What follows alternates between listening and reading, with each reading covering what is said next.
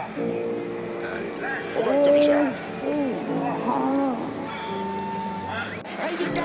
Popping trees.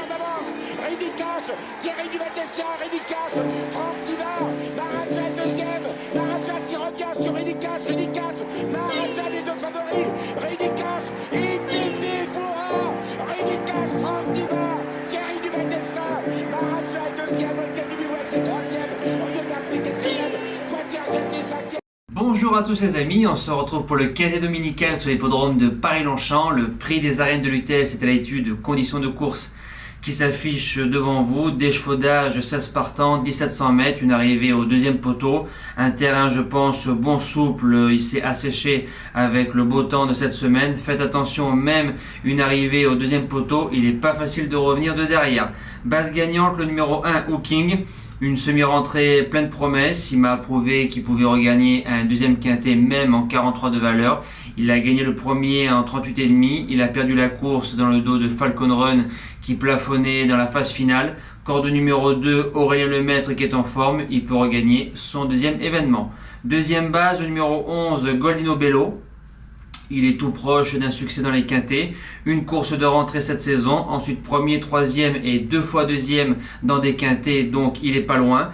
Il a déjà réussi sur l'hippodrome de Paris-Longchamp. Il y aurait Semaine Isabelle qui est dessus. Lui aussi, je pense qu'il peut gagner.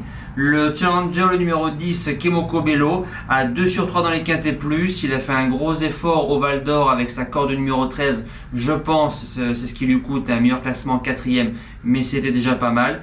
Théo Bachelot qui est dessus, corde numéro 7, il est mieux logé, il ne doit pas sortir des 5. Premier outsider, le numéro 2, Roderick, avec 4 sur 4 dans les quintets plus, avant son échec bloqué le 18 septembre côté corde à Saint-Cloud. Maxime Guillon qui est dessus, corde numéro 14, faudra se sortir de ce piège-là. Deuxième outsider, le numéro 16, Falcon Run, était annoncé Stéphane Pasquier dessus. On a changé, c'est Jules Maubian. Information à savoir pour vous, il a fait un numéro le 5 septembre devant Méchant.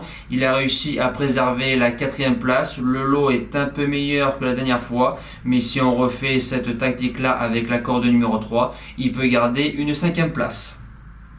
La suite du pronostic, le numéro 6, Norwegian Seer, 2 sur 3 sur la piste, dont une victoire pour son unique essai sur ce tracé et dans un quintet, mais c'était sur un terrain collant, a déjà réussi sur un terrain plus sec, une bonne course de rentrée, une deuxième course gentille dans un meilleur lot, il revient dans les quintets plus avec des ambitions. 7ème position, le numéro 7, Wood City. Il vient de se balader le 2 octobre, plus 4 kilos sur le dos à Longchamp avec Christophe Soumillon. On lui avait remis les œufs hier, ça l'a bluffé. Maintenant, il revient dans les quintets en 39 de valeur. Soumillon qui lui garde sa confiance, je garde. Et je termine avec le numéro 12, African Grey. Le bonjour à la famille Pied-Noël qui passe à chaque fois dire un petit mot quand un de leurs chouchous court sur les pistes. 6ème sur ce tracé-là, le 20 mai sur un terrain trop collant au dire d'un des membres de la famille, a déjà réussi en bon souple. On appelle Stéphane Pasquier, donc le changement de monte, ça incite à la méfiance. J'ai gardé en bout de sélection. En cas de non partant, le numéro 3, Go to Hollywood, adore Paris-Longchamp. Greg Benoît qui est en super forme, corde numéro 16. Suffit que devant ils s'entendent, il va être compliqué de revenir de derrière, mais dans un champ, on peut le garder. Mon impasse, le 15, Dame Gladys, a tout approuvé en 36 de valeur, premier quintet, premier handicap. Avait pourtant bien couru dans une course à condition après une rentrée de 18 mois, mais j'ai besoin de voir pour la garder dans un jeu.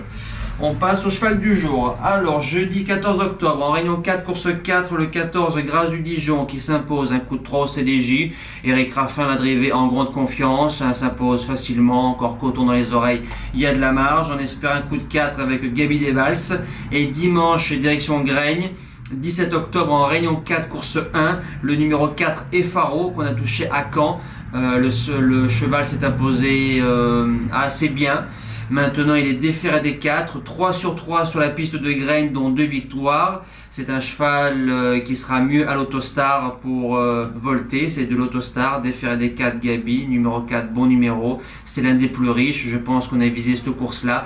Faites attention, c'est un coquin, donc il peut nous embêter. Il y a des Européens, mais si Gabi est inspiré et que le cheval, il est sage, on doit jouer, je pense, le podium et même la victoire. Nous, on se dit à demain pour le premier quintet de la semaine sur l'hippodrome de Clairefontaine-Deauville. Passez un bon dimanche. De bons jeux à tous et bonne course. Ciao!